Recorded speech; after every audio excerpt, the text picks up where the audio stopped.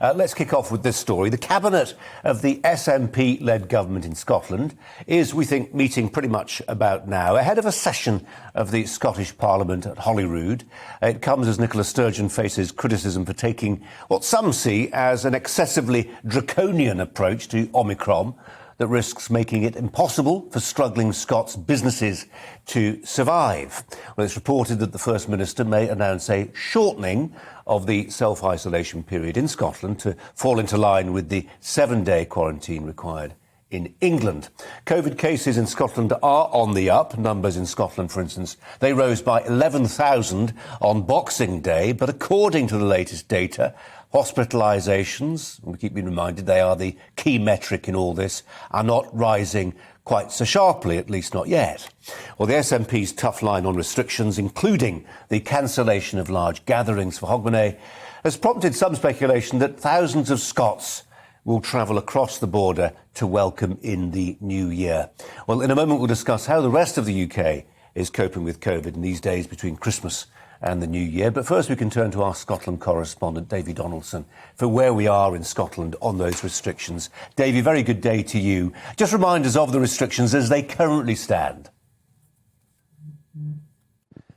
Yeah, Colin, the restrictions as they currently stand is for regards to hospitality. You're allowed 100 people standing, 200 people seated, outdoor events up to 500 people. Within the hospitality, within pubs and restaurants, it's going to be 3 table service, and it's going to be just from 3 households. So those are the restrictions as they stand at the moment. Obviously, the sporting events, we've got the Championship and League 1 and League 2 in Scotland, the football, that's up to 500 supporters allowed in there. But obviously the big events like Hogmanay has been cancelled, and understandably so, given the numbers that we've seen.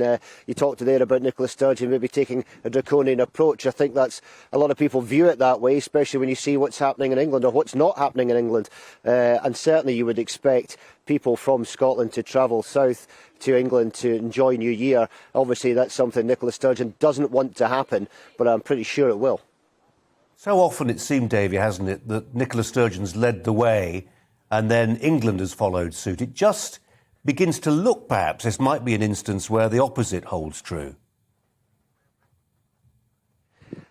Perhaps, but then you see what's happening in Northern Ireland and Wales as well, and a lot of people here are starting to think, well, hang on a second, why are England not doing as much as they possibly could to prevent the spread of Omicron? I know the hospital cases, as you said there, the figures are not particularly high in terms of hospital admissions, but certainly there's a feeling in Scotland that, why are we having to endure this when England are not doing anything really in terms of, nothing till after New Year? So it certainly feels like one rule for one rule for another for a lot of people here. I think today, this afternoon, Nicola Sturgeon will probably not change the restrictions. I think that's the feeling. Humza Yousaf, the health minister, has come out and said that health restrictions would probably not be changed in terms of the restrictions put in place for COVID-19, but it's being reviewed daily, and certainly there's a meeting happening as we speak. So it's not to say that they won't change. I think, though, it's highly unlikely that they will. David, just give us a bit of context, if you can, not just about COVID in Scotland, but the state of the health service in Scotland. I'm going to be talking to Claire Muldoon, who knows a lot about this, in just a second. But we've reported over the past couple of months, situation with A&E, dire in parts of the Central Belt. You've got the army called in.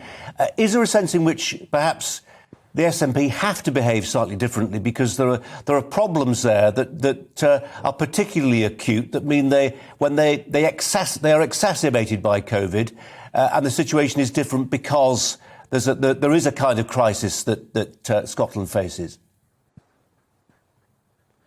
Yeah, obviously the Omicron virus has had a huge bearing on it in terms of staff numbers. A lot of people, because it spreads quicker, a lot of people have been off. So that's obviously put the NHS in Scotland at a breaking point. As you say, they're called in the army to try and help out as well, which is, again, a really desperate measure, but one they've obviously, the SNP have decided that they needed to do. The Scottish Government have decided to go down that route, and it's probably out of necessity rather than through a choice. But, obviously hospital waiting times is another huge issue in Scotland as well.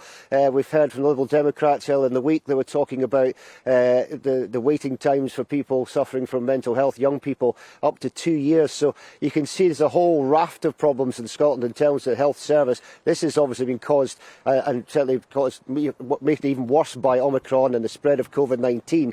What they do about that, I don't know, is the answer, because obviously this is going to go on and on and on until we stop getting new variants or we find boosters that actually work. So I'm not really sure what the answer is to that, but certainly it's been a huge problem in Scotland.